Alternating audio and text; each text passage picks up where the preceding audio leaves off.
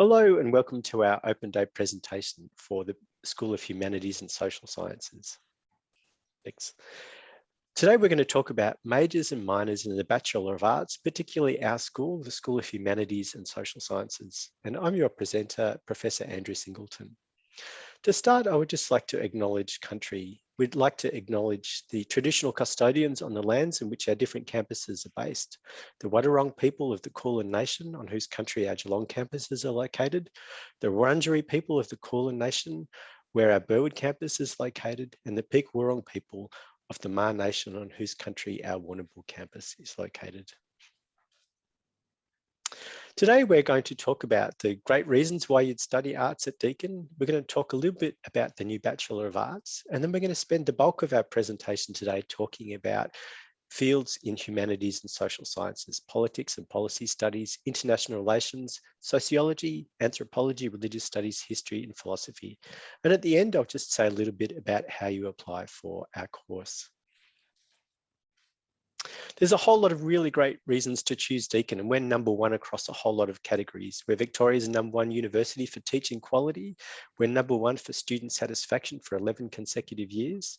We're #1 for educational experience in Victoria, and we're #1 for university learning resources. And we're also a very strong research university, ranked highly in all global metrics.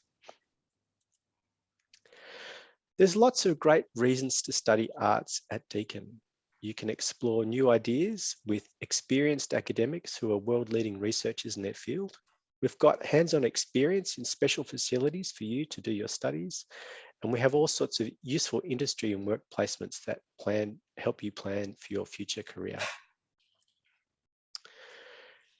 Our BA in 2023 has been redesigned. It's got a special built-in focus to help you deal with emerging global challenges that our world faces today. We've got the opportunity for you to develop skills that help you with your future career. And we've got tailored work placements, engaging network opportunities, and genuine industry engagement in our degree. We've got meaningful experiences. We have lots of experiences outside the lecture room and give you the opportunity to apply your skills to real world situations. And we've also got fantastic flexibility. You can study part-time on campus or by our world-leading cloud teaching platform. You have the flexibility to study your way. The course is located in three campuses: Burwood in Melbourne, Warm Ponds in Geelong, and also our online or cloud campus. And the degree takes 3 years full-time or part-time equivalent. And we've got intakes in trimester 2 and a new intake at the start of 2023. The way the Bachelor of Arts course will work from next year is you have to do a total of 24 credit points. And a credit point is like a subject or a unit. So think of it as doing 24 units. So across the course of your degree, you have to do 3 Global Challenges units and 3 Your Future Career units. And then you get to mix and match according to the things that you're interested in. You can do 2 majors and 2 electives. And a major can be anything from history to philosophy to journalism, and electives from anywhere across the university. Or you can do 1 major and 1 minor. So you do a major specialization in one discipline, a minor specialization in another discipline, and then you can choose up to 6 electives from anywhere across the university for a total of 24 credit points. You also have the opportunity, if you'd like, to do a double degree, and you can combine your Bachelor of Arts with a Bachelor of Business, Commerce, Information Technology, Law, Science, Health Science, International Relations, or a Masters of Teaching. So there's lots of opportunities to study the things that you're really interested in. One of the fantastic things about a Bachelor of Arts is the flexibility that we offer in your degree. And we've got all of these opportunities to do majors and minors in these subject areas. The ones that are highlighted in purple are the ones that we're going to talk about for the rest of our presentation today. And these are situated in the School of Humanities and Social Sciences. Next, I've got Dr. Maria Ray, who's going to talk to you about politics and policy studies. Thanks, Andrew. If we can go on to the next slide, please. So politics is all about democracy, power, resistance and change. And you'll learn about how it works here in Australia and how we can also compare to other places such as the US, Europe, Latin America and Africa.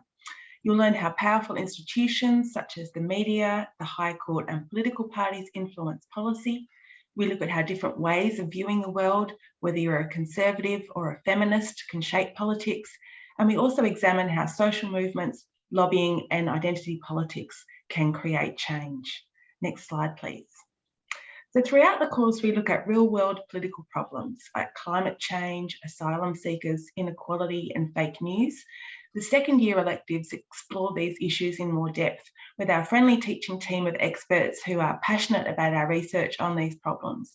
You will learn how to build a political argument, write a policy briefing paper, create and run a media campaign, and find solutions to these problems. Next slide, please. We want you to graduate with the skills to be a Prime Minister or an activist. Our former students are now working as political advisors, policymakers in advocacy roles, journalism and business.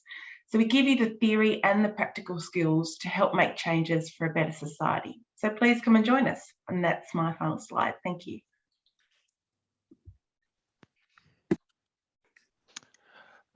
Thanks, Maria and Andrew. I teach in the International Relations group, and our major is very much related to, but separate from, that of politics and policy studies.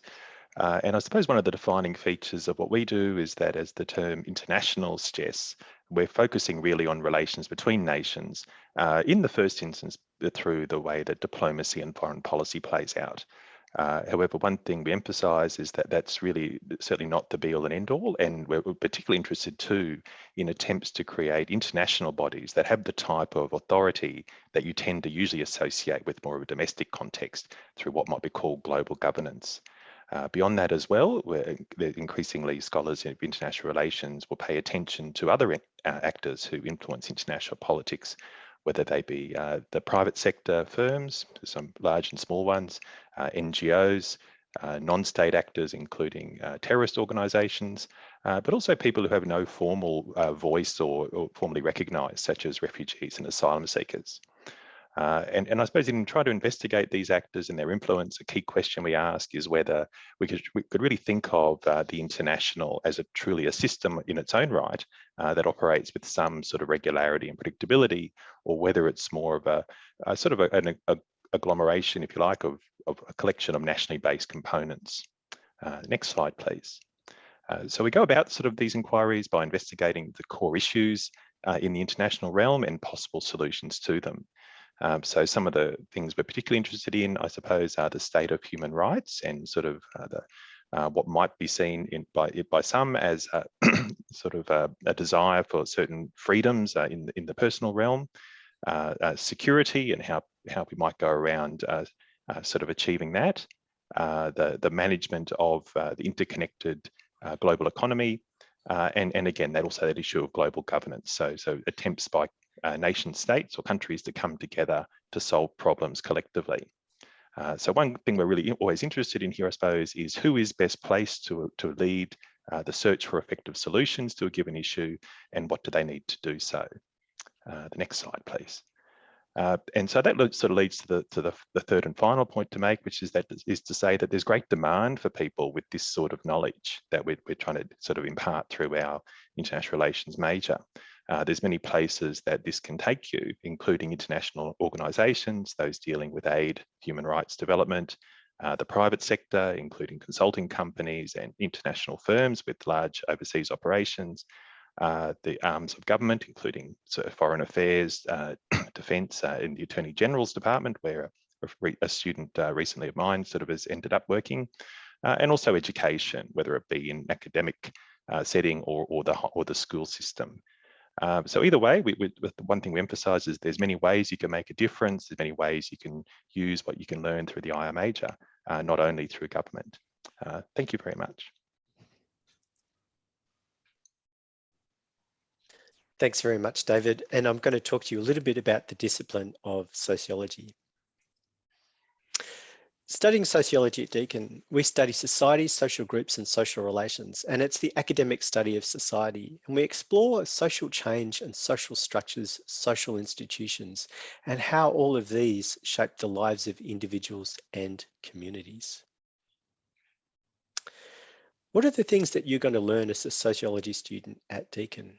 We engage with contemporary issues in the global and Australian landscape, such as how society shapes and is indeed shaped by things like illness and health policies, gender and sexuality, religion and new forms of spirituality, migration and inequality, violence and social control. And we look at how all of these things impact on individuals and communities in their daily lives. One of the great things about sociology at Deakin is that we're active social researchers with expertise in a variety of methodologies, and our graduates learn to apply these skills to the study of social life, whether that's qualitative or quantitative projects, and we teach you how to do that kind of social research. There's lots of exciting career opportunities for students, and David was just talking before about some of the great graduate opportunities his students have enjoyed. And I've had press record in the sector. And I've got my own students have found work in the public service for major research organisations, the Australian Bureau of Statistics, the Institute of Family Studies in Australia. And so you can find work in all those kinds of policy and kinds of allied organisations, non-government organisations and social services. Lots of career opportunities if you do a major in sociology. Hi everyone, I'm going to talk to you briefly about anthropology at Deakin University. What does it mean to be human? Well, this is a question that endlessly interests and plagues anthropologists. We're constantly asking this question in all of the different places that we work in the world. Anthropologists strive to answer this question by studying humanity in all of its diversity across space and time. We study an enormous range of variety, of course. If you're interested in what it means to be human, that's what you need to do. And so the units that you study with us will introduce you to that diversity, as well as analytic frameworks for making sense of your own world, the experiences you have today. So we do research that involves immersing ourselves in the lives of the people with whom we work. We call this participant observation or ethnographic fieldwork, or in language that you might find more appealing, deep hanging out. We get up close to people, we participate in their daily lives, we observe their struggles and their passions, and we bring all of that into the classroom. We learn about how the world looks from a really wide range of different perspectives. So studying anthropology will help you analyse many dimensions of life. It will quite literally change the way you see the world around you. So some of the topics that you're likely to encounter when you come to study with us will bring you into the world that you're living in right now, as well as situations that are a long way distant from where you are living. We study poverty and development, crime and violence, digital culture, health and illness, and we have a really lively new course we call Doing Anthropology, which will teach you quite literally the methods to be an anthropologist working in the city in which you live. Now, when you graduate as an anthropologist, you can find work in many different settings. Increasingly, we find anthropologists working in large corporations, with engineers, in IT, in museums, in the cultural sector, right through to a wide range of different kinds of positions in government departments, in health, in media corporations and research consultancies. Also very much in the welfare sector. Hello everyone. If you study history at Deakin, you learn to make a distinction between the past, which is what happened, and history, which are the stories that we tell ourselves about what happened. Writing history and understanding history is inevitably political. The questions that we ask are shaped by our present circumstances and about what we want to know about how we got to where we are. If you study history at Deakin, you can harness your curiosity about times that you know about already or times you know nothing about different people, different places. And we would argue that if you want to understand the world today, you need to begin in the past. Next slide, please. Thanks, Claire. Yes, if you study history at Deakin, you'll have the opportunity to investigate a whole range of historical eras, people, places, and trends that are still having their impact today. Our first year, we'll start with the making of the modern world over the 19th and 20th centuries. And from there, you can branch out into anything from the history of sport to African-American history, settler colonialism in Australia and the Pacific, the legacies of conflict in Asia, Australian experiences of war, and the terrors of the Holocaust. Our students in history develop the capacity to conduct original research into the past and can take advantage of work-integrated learning opportunities with placements in institutions and organisations that preserve and exhibit history to a wider public. But Claire, where can you go from there? History students learn in a world of vast amounts of information, how to research, how to find information that's relevant, how to sift out that isn't, how to synthesize, how to think originally, and how then to write reports, other pieces of writing. And in the assessment that we offer or require of students, there's a range. So it's not just history essays, although there are plenty of those. If you want to choose that option, we have opportunities to make short films. And in some units, you can do what's called an unassessment, where you can take what you've learned and apply it to any kind of creative output that you like. It might be a board game. We have seen one that absolutely captured the themes and problems of the unit. So there's a range of skills that you can take out from your history degree. Our graduates have found work, next slide please, in fields as diverse, of course, as teaching and education, publishing, consultancy, management, intelligence analysis, policy development, foreign affairs, all types of government, museums and heritage evaluation, of course, and in many tourism organisations too. Thanks. Hello, everyone. I'm going to tell you a bit about studying philosophy at Deakin. Next slide, please. So if you study philosophy at Deakin, this gives you an opportunity to dive deep into what is sometimes called the big questions, questions that come before other questions. These questions include, what is the nature of the universe? Is there a God? And if so, what are they like? Do we have free will? And if so, what does that mean? What is the good life for a human being? What is the difference between truth and opinion? And how do we find truth? Is love just chemicals in the brain, and should we fear death? So it's a chance to just really sit and think about these questions and also think about your own thinking.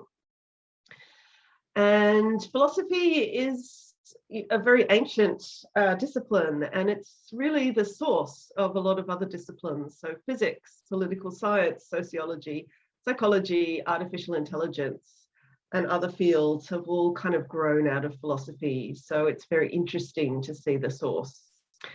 But although philosophy is such an old discipline, it is still hugely relevant today because these big questions are not going away anytime soon. And a lot of our major challenges today are particularly around the role of science in human life, around artificial intelligence, around environmental destruction. All of these problems can benefit from input by philosophers thinking about them. So philosophy is just as important as it always has been. Next slide, please. So philosophy graduates are greatly valued in any work context where you need to write clearly and well, where you need to think critically and you need to problem solve. So these sectors include of course, the education sector, but also all kinds of institutions which are involved in policy, government agencies, cultural institutions, the public service, but also industries like marketing and tourism, the media and publishing. So anywhere, where these analytical skills can be, and thinking clearly can really be put to use. I also want to say that philosophy combines really well with other degrees like law, science, medicine and education. So please consider coming to study with us. Hello everyone, my name is Lisa Davis and I'm going to tell you a little bit about religious studies. We've saved the best for last, not exactly, but somewhat true. All of my colleagues have given wonderful presentations on what it is to be human, really, what it is to be a human being, how do humans function, what informs their worldviews, and so on. To study humanities is to study what it is to be human, and religion or religious ideas have a significant, if you like, underpinning to so much of our everyday activities, so much of our political activities, our social activities, our cultural activities, whether we recognize it or not. And studying religious studies is an interdisciplinary major. So we draw from multi-perspectival methodologies and look at the phenomena of religion. Now, what I don't want you to think about is, oh, there is religion and there is non-religion, there is secular, there is sacred. Things are far more dynamic than that. And understanding religious attitudes, religious underpinnings is just one of the ways we can begin to approach really our non-binary world. We live in a global society, things are becoming more complex, and a cross-cultural understanding is really important for this. Next slide, please. So what will you learn as a religious studies unit? Well, the religious studies major has 3 core units, and we introduce you first to the so-called world religions, Hinduism, Buddhism, Judaism, Christianity, and Islam, and you will understand some of the history and some of the key philosophical ideas of these religious traditions and how religious ideas inform worldviews. We have a second level unit that specializes in mindfulness, which of course is one of the buzzwords of our time. You do not need to be interested in Buddhism at all to know about mindfulness and to appreciate the health benefits and the complexities, if you like, of mindfulness practice. So we explore that in both as it originated in Buddhism and as it is now incorporated in therapy and yeah, it's very difficult to get past therapy when you talk about mindfulness. So the third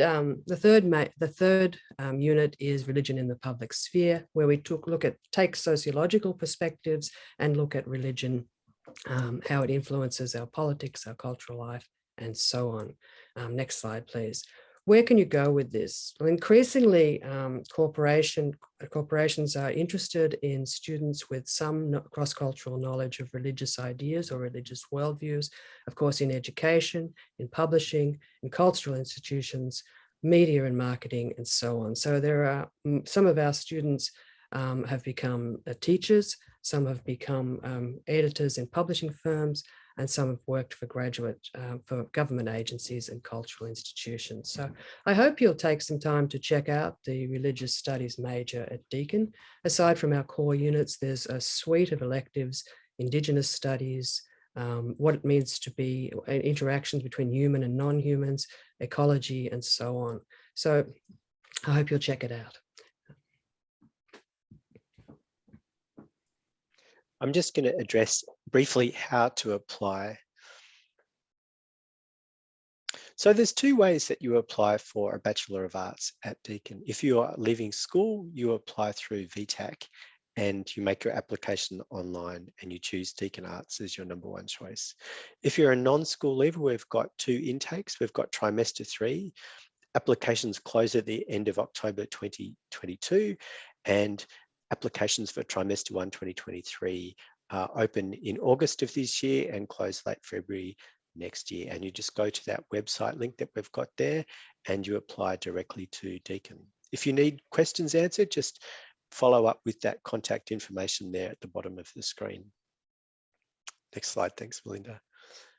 If you're an international student and you're interested in joining us, please come to one of our information sessions to learn more about becoming part of the Deakin community. And those international sessions will cover things like applying to Deakin as an international student, the fees and scholarships if you are an international student, and what it's like for an international student to be enrolled at Deakin University. And we've got experts who are available to chat via the web chat facility, and you just click on that link and they'll help you with your queries and questions. Next slide, thanks, Melinda.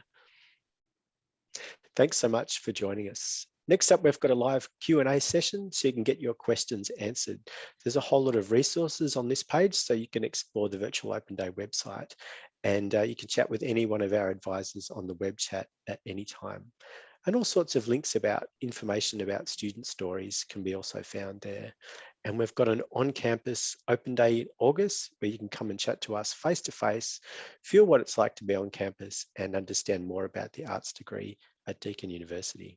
Thanks so much, team, and we look forward to seeing you next year on campus at Deakin University. Good morning and welcome to the session that we've got for you this morning, and it's the Major and Minors in Humanities and Social Sciences, the Virtual Open Day question and answer session. I'm Professor Andrew Singleton. I'm Professor of Sociology and Social Research here at Deakin University. And joining me on the panel today, I've got Associate Professor Claire Corbould from History.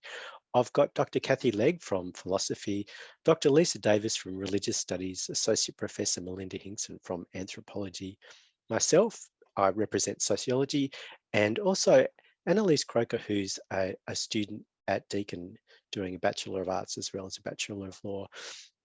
So if you'd like to ask a question, please type it into the Q&A section in the question panel of the page that you've got in front of you, and we'll do our best to respond to all your questions during today's session. If you have any unanswered questions at the end of the session, which is going to go for approximately half an hour, our team of experts will be available on web chat all day to assist you with any questions. And that includes any specific international student-related questions to do with admissions or fees. At the bottom right-hand corner of your screen, you'll notice a yellow Chat Now icon, and click on this after the session to connect to our General Inquiries team. So to kick us off, we've got a bunch of questions that are coming through in the chat. The first question, I might throw it over to you, Melinda. It's about career paths and what type of career paths are available in humanities and social sciences, whether that's anthropology, sociology, history, but perhaps I'll invite you to talk about career paths in anthropology. Yeah, thanks very much, Andrew, and good morning to everybody who's with us today. Look, I think the first thing that I would say is that all of the disciplines represented in the Bachelor of Arts give people a really well-rounded education. And what that means is that when you come out the end of your degree, you actually have quite a range of choice in terms of where you might go looking for work. So anthropologists in particular are employed in the public service at both state and federal level. And then there's a question of what your particular interests are beyond those broad forms of work. So anthropologists are employed in the heritage industry, in cultural institutions, and increasingly in corporate fields as well, working in engineering. I've just come across a real estate agent in recent days who was very, very interested to talk to me about the value that anthropologists increasingly give to those sorts of fields. So perhaps that's enough. I'll let you go on with the rest of the questions. Thanks, Melinda. Kathy, did you just want to say something about career paths in philosophy or other humanities areas? Yeah, I will. So philosophy, it gives you really great skills for any jobs that require an analytical mind. So any kind of policy jobs, or jobs where you're doing a lot of writing, you're reading a lot of documents and making decisions on that basis. So management jobs, journalist jobs, jobs in politics. There's teaching, of course, and yeah, other jobs of that nature.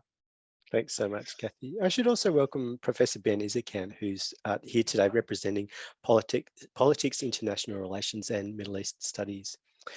I've got a question that I'll give to Claire, and it's about history. And can you tell us, Claire, a little bit about the historical events or movements that students might study if they do a history major or minor here at Deakin? That's a lovely question for a Sunday morning. The options are pretty broad, although we do focus mostly on 19th and 20th and 21st century events and movements.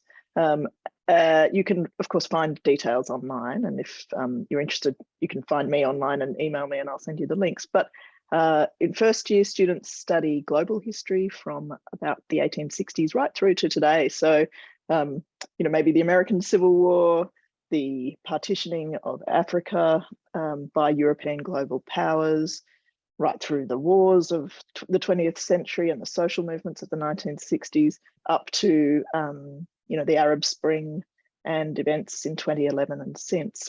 And then for senior units, you have a really good range of topics. So you might, if you're interested in Australian history, you can study Indigenous settler relations, you can study Indigenous history, African American history, and then things that you might think of as more traditional topics like between the wars or international relations, somewhat. Ben, I wouldn't want to step on your toes, and Asia in the modern world. And then there are some more focused units at the very senior level, third year, on Papua New Guinea, and also the history of history itself. So for students who particularly are interested in going on to honours or postgraduate work, which is a really deep dive into method and how the discipline itself has changed, which can sound a bit dry and dull if it's not your passion already, but actually is a really good way to examine the development actually of fields of knowledge over time.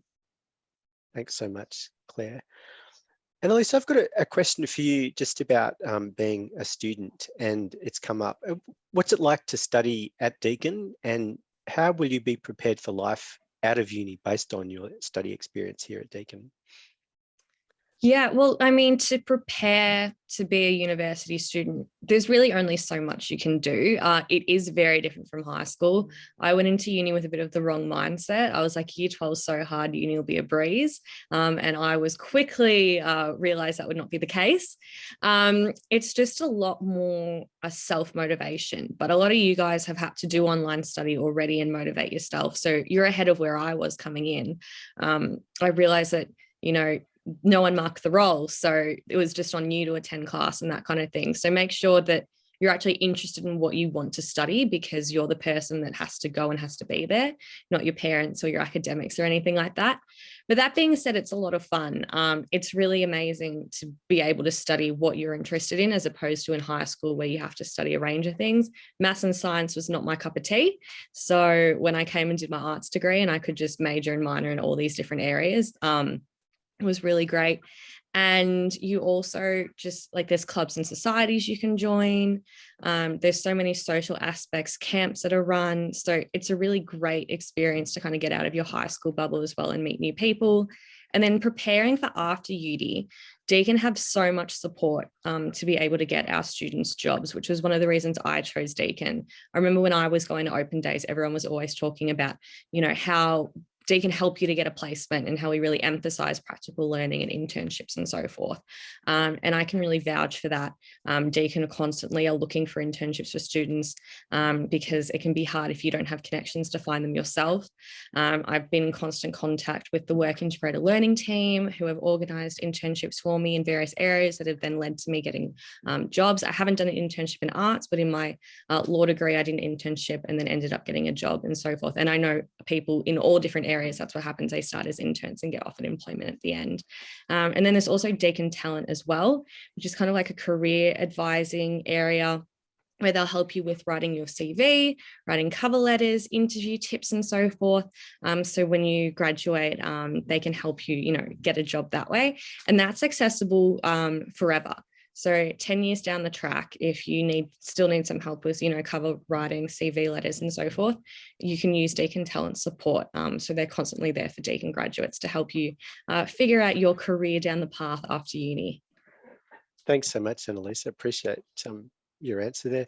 Ben, I've got a question for you. Could you tell us, please, what is the difference between politics and international relations, and could I do a major and minor in both, or do I have to specialize in one and not the other? Yeah, thanks, Andrew. Politics, well, let's invert that and start the other way around. International relations is the study of the relationship between two or more states. And so the way that breaks down is that you are analysing the relationships between states and the conflicts that are at a global level or a macro level, whereas political science and policy studies is more about the mechanics of politics within a particular nation state. So you could look at Australian politics, or you might look at a particular state in the Middle East or in Asia or in Africa, and its kind of political mechanisms and institutions and apparatus, as opposed to looking at the more international dimensions of how politics works, which is more the benchmark for international relations. In terms of studying them, yeah, they both offer really strong majors in our degree programs, and you can study them both at the same time. You can study one independent of the other. There's certainly a lot of overlap between them, but they do tend to take two sort of fundamentally different approaches to looking at politics at two different levels. Thanks so much, Ben. Melinda, can I ask a little bit about anthropology? So what would I study if I'm doing anthropology? Yeah, terrific. Thanks, Andrew. So in first year, as you might imagine, we give you a really, really broad introduction to anthropology, which, as you will know by now, because you've sat through our earlier presentations, in its broader sense, is the study of what it is to be human. And that indicates an extraordinary diversity, both across the world and also across time. So in first year, you get introduced to some of that diversity, and very importantly, you get introduced to a variety of different ways of understanding it, making sense of it, analysing it. And across all of our courses in anthropology, all of our units, we have a very strong focus upon understanding the world of which you are a part. So that's constant across all of the units. But so then when you come to second year, you have a choice of different kinds of focuses depending on your interests. We have a course called Doing Urban Anthropology, which actually teaches you the methods of how to go and do anthropological research in the city. Very exciting new course. We have a course on poverty and development that tries to understand how poverty and why poverty becomes so intractable, and the complex ways in which development projects work around the world. We have a unit on medical anthropology, which connects up, of course, with some very current themes around the pandemic and so on. We have courses on myth and ritual, on the workings of the law. And then by the time you come to third year, we drill down very deeply into capstone courses, one which looks at crime and violence, and another, which I'm very excited to gear up to teach in second trimester right now, called Cyborg Anthropology, which is really starting to come to terms with what it is to be human in an increasingly technologised world. Thanks, Melinda. Annalise, can I ask you another question about the student experience that's come in? So how have you found meeting people in your course, and have you found meeting those people supportive in your studies? Absolutely. I would say one key thing is to try and make as many friends as you can in your course, because not only is it just great to have that social aspect, but you're going through the exact same thing. So you can talk about the content that you're learning. You can, briefly talk about what's going on in the assignment and kind of break it down. It's just so helpful to kind of build your knowledge upon other people's thoughts and what other people think, and kind of having discussions and sometimes arguments about it, because it increases your knowledge. And you can make so many friends through just going to your classes. Particularly, I've done, which isn't this one, but I've done a major in drama, and that was very practical. I remember my first day of criminology, I met a girl sitting next to me. I was really scared. First day of uni, I'm still friends with her today, 4 years later, because we just clicked. That being said, you can also join clubs and societies. There's the Criminology Society, then there's Study Abroad societies, there's, vegan clubs, dance clubs, basketball, and so forth. So all of these different areas as well where you can make friends, which will really help improve your university experience, because sometimes it can be quite isolating at times. If you are doing a unit with no one that you know, and you're kind of going through it by yourself, as opposed to high school where you've been with the same group of people for years. So definitely get out there. There's heaps of opportunities to make friends. So make friends in your classes, make the effort to talk to people. Trust me, people want to talk back. Everyone wants to make a friend, but it's a bit more of that initiative you have to show. A bit more effort goes into building those friendships at uni. Thanks so much, Annalise. Lisa, Deakin is one of the few places that offers religious studies, which is it's really important because Australia is not especially religious, but worldwide religion is incredibly important. So what are some of the things that we might learn if we did religious studies at Deakin University in a major or a minor? Yeah, thanks, Andrew. Yes, as you say, Australia is not an overtly religious country, but religion or religious orientations inform so much of our worldviews. And if you study, religious studies is an interdisciplinary discipline to start with. So all of the very exciting majors that my colleagues have just described fits a little bit with religious studies, but of course, from the point of view of religion. Now, religion is not just about belief, although that's quite important, what different cross-cultural understandings of beliefs and practices I think are quite important in a multicultural society. But it's also about what informs your worldview.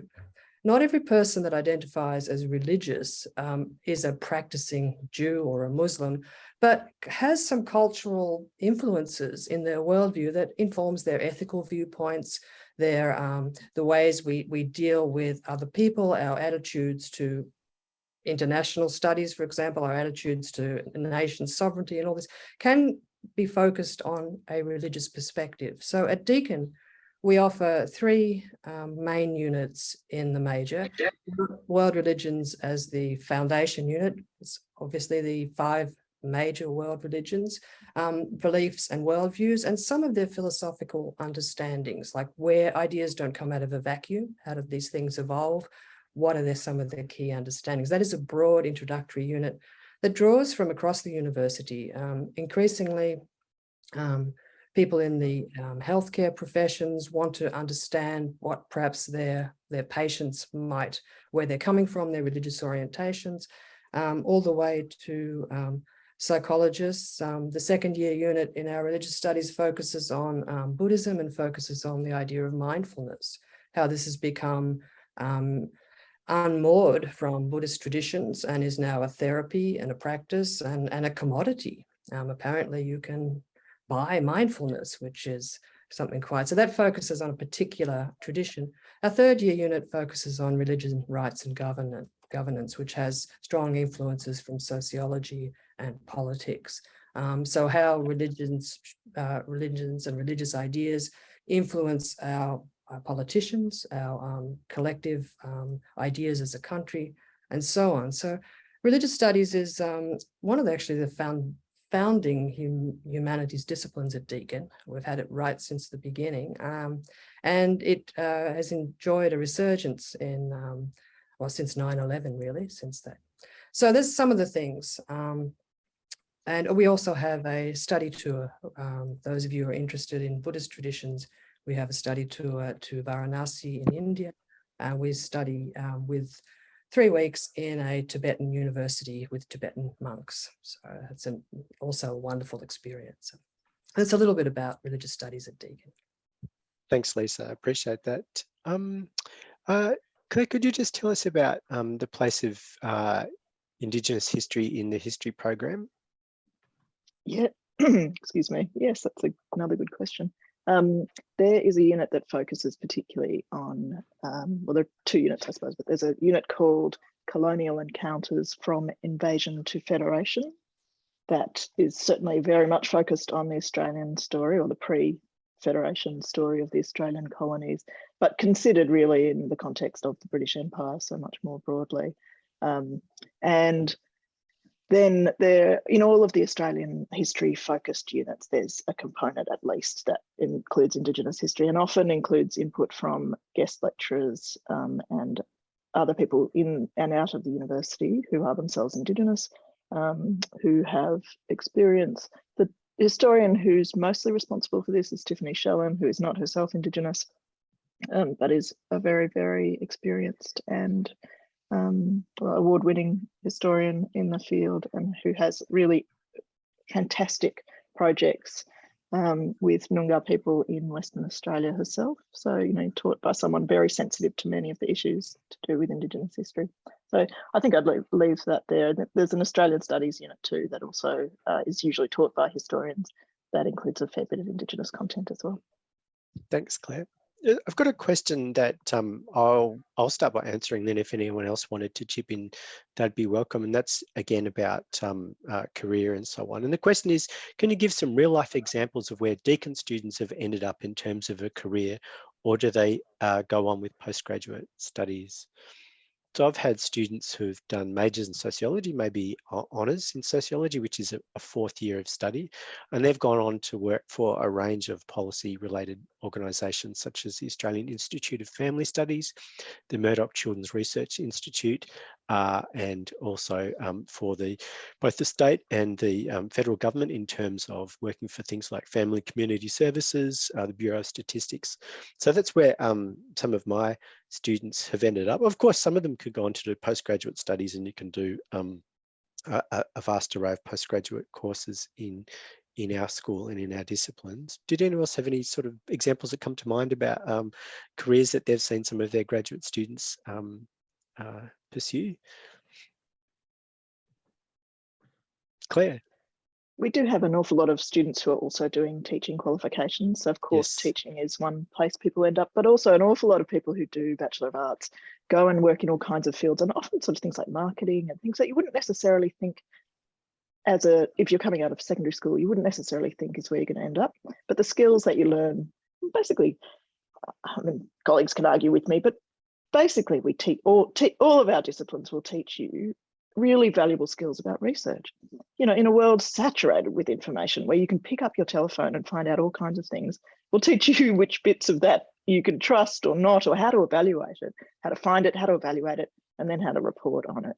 But then an awful lot of those students end up coming back and doing the Masters of Teaching and other qualifications and going on to teaching. So that's a big one, but certainly not exclusive. And you know, that federal government report that was released maybe 5 years ago into graduate outcomes in Australia found that students with humanities qualifications and social science qualifications, so Bachelor of Arts basically, have better employment outcomes 5 years after their graduation.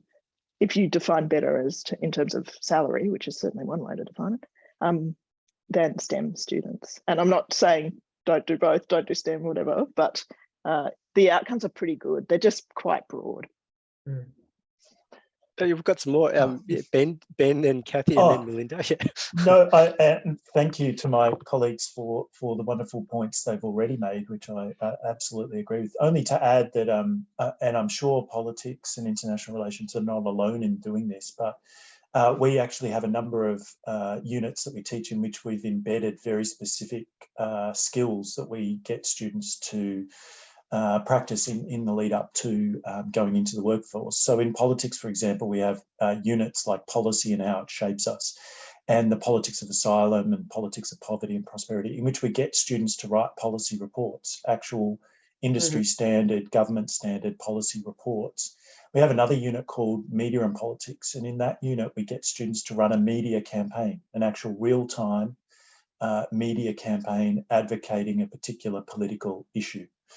And these are directly transferable. In answer to your original question, of a great chunk of our students end up working in various levels of government or various government departments. We have loads of students who go to Defence, for example, or who go to Department of Immigration, or who go to or any number. Health, we have a lot of students who go on and work in health.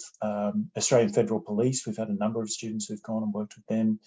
And one of the highlights, I guess, or one of the things that our students and the employers, the people who take on our students, always refer back to us, is that these students, these graduates, come work ready. They're people who have practiced and done a lot of these skills before, so that the day they arrive, the day they sit at their desk for the first time, they have a suite of skills and experiences that they can immediately bring to their work role. And then on top of that, picking up on what Claire said, I do think that the thing that we all do very well, all the humanities and social sciences, is critical thinking. And if you think of the big problems of the 21st century, whether they be climate change, whether they be disease pandemics, whether they be mass refugee crises and migration crises, whether they be wars and conflicts, humanitarian challenges, these are all challenges that require thinking outside the box. And the 21st century is going to be the century in which we have to rethink the ways that we've done things in the past. And that is the thing that humanities and social sciences bring, as well as many specific skills. Thanks, Ben. I just want to say we've got about 5 or 6 minutes to go. So if you've got more questions, please put them into the chat. Kathy, were you going to say something about?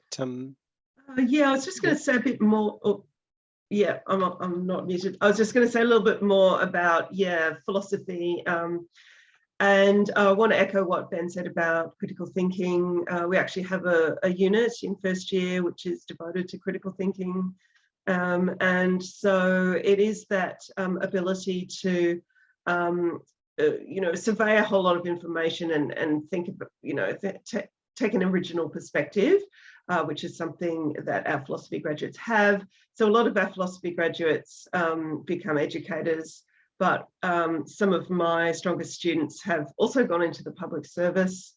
And I myself did a management trainee scheme in the public service after my BA, and they said to me, we always like philosophers because they always have that ability to do that critical thinking. But I just want to add also to what Claire said about a general education, because professional training is very important, of course, but a general education, which is the kind of education that our humanities disciplines provide, history, anthropology, religious studies, politics and philosophy, they give a solid foundation in a world that's changing very fast, and the professional landscape is changing very fast. So if you educate yourself, then you can respond to whatever changes come along. I've got just a couple more questions here. Someone's asked, are there benefits of studying anthropology and sociology together? I can say that as someone who's got an anthropology and sociology double major myself. They complement each other beautifully, both the understanding of cultures here in Australia and globally. And I would say perhaps an aspect of the sociology degree is a little more concentration on sort of broader social structures and patterns. And in anthropology, maybe a closer look at culture and ritual and things like that. And together they complement themselves. There's a question, the very specific one here, Lisa, about the mindfulness that's taught in the religious studies major. Is the mindfulness in Buddhism unit in religious studies about a Western appropriation of Buddhist culture, or more on the actual aspects of Buddhist mindfulness? That's a really good question. It is both. The unit is divided into 3 modules where we look at what the Buddha taught, the Buddha's practice instructions in early Buddhism. Then we look at the development in the second module of these instructions in the later Buddhist traditions. And then we look at contemporary expressions. So we're looking at engaged Buddhism, we're looking at eco-Buddhism, and we're looking at secular Buddhism in that. So the unit aims to take you sort of through the threads, the historical developments, if you like, and to how the practices have changed. And we have 3 guest speakers for each module. So we'll have a Theravadan traditional Buddhist, we'll have a Mahayana Buddhist, and then we'll have some people from engaged Buddhism, from Buddhist activist groups in Australia to address you as well. So we want to give you the rich tapestry from where these practices come from. And yes, is it appropriation? Is it reimagining? Is it in many ways, it's all these things, but it's a unit that completely I teach it. It enriches me every time I teach it, and we have some great discussions. So that is a really good question.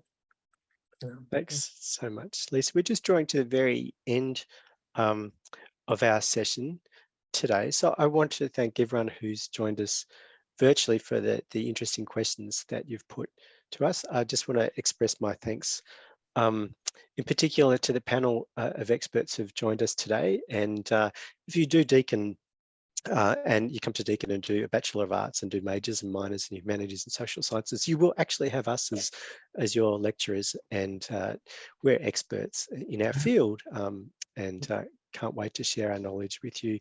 And thanks to Annalise as well for your contribution about the student experience at Deakin.